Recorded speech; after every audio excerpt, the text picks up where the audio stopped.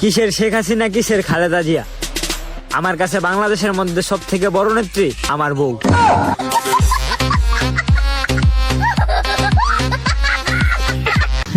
এই নাও, বাজার থেকে ব্রোকলি নিয়ে আসছি, আমার জন্য সুন্দর করে নুডলস তৈরি করে দাও এটা দিয়ে। আমি না তোমাকে ফুলকপি নিয়ে আসতে বললাম? আমি ফুলকপি দিয়ে মাছের তরকারি রান্না করবো দুপুরবেলা। আরে আমার একটু খাইতে মন চাইছে, এই জন্য আমি এটা নিয়ে আসলাম। তাছাড়া তো ফ্রিজে তো সবই আছে। না, আমি এখন এইসব নুডলস টুডলস করতে পারবো না। আমি জানি এই বাড়িতে আমার ইচ্ছার কোনো মূল্য নেই। নাও, ফুলকপি আনছি। তোমার নুডলস খেতে ইচ্ছে করছে? ঠিক আছে, তাহলে তুমি এটা পাল্টিয়ে ব্রোকলি নিয়ে আসো যাও। সত্যি? হ্যাঁ।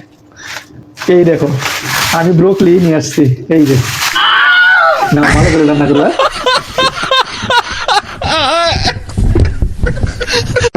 আম্মু আজান দিবে কখন? একটু পরে। আম্মু আজান দেয় না কেন? একটু পরেই তো দিবে। একটু পর কি হয় নাই আম্মু?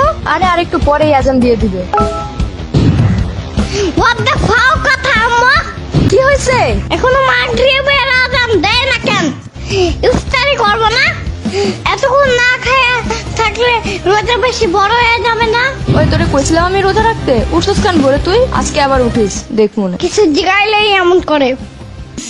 এই শোনো শোনো, আব্বা কল দিছিল, আব্বা আসতেছে।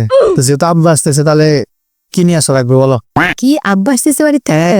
তাহলে 1 কেজি গরুর মাংস, 2 কেজি মিষ্টি আর 2 কেজি রসমালাই নিয়ে আসো। আচ্ছা ঠিক আছে আব্বা, আসার সময় তাহলে 1 কেজি গরুর মাংস, 2 কেজি মিষ্টি আর 2 কেজি রসমালাই নিয়ে আসেন।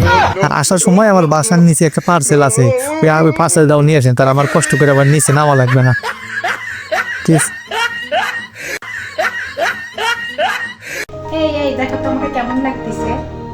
কেন আয়নার প্রতি তোমার বিশ্বাস নাই?